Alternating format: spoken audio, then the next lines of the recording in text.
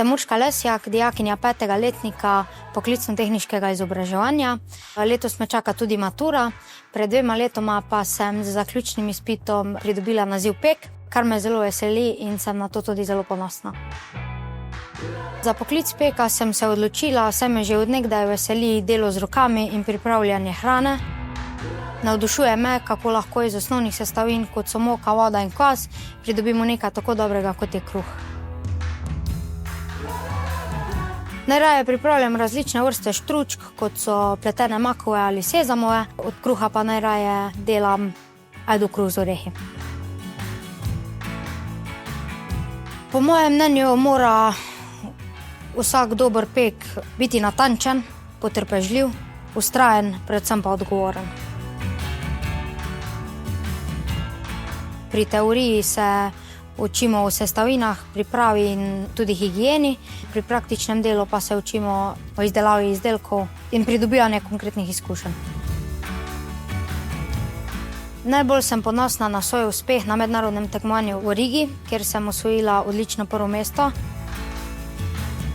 Pri tem pa mi je pomagala pomoč profesorjev, tako praktičnega kot tudi teoretičnega dela.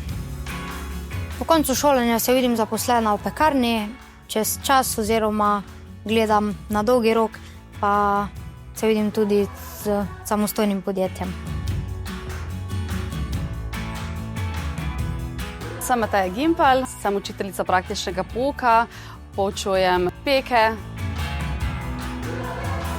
Program pekarstva je primeren za mlade, ki si želijo dela z rokami in ustvarjanja, hkrati pa da uživajo v tem, da na koncu dneva vidijo, kaj so ustvarili s svojimi rokami.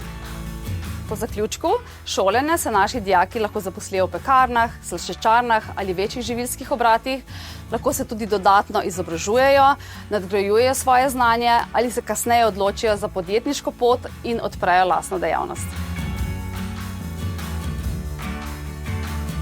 Ta poklic bi priporočila, ker je zelo konkreten in ustvarjalen. Meni osebno je najlepše to, da z rokami ustvariš nekaj, kar ljudje vsak dan potrebujejo, in to daje res poseben občutek. Pekarstvo je poklic, ki spremlja ljudi že od nekdaj in prav v tem je njegova lepota. Gre za delo, kjer z znanjem in trudom ustvariš nekaj, kar ljudi vsak dan povezuje. Sama verjamem, da je to poklic, ki ti da veliko, ne samo v smislu zaposlitve, ampak tudi iz osebnega zadovoljstva.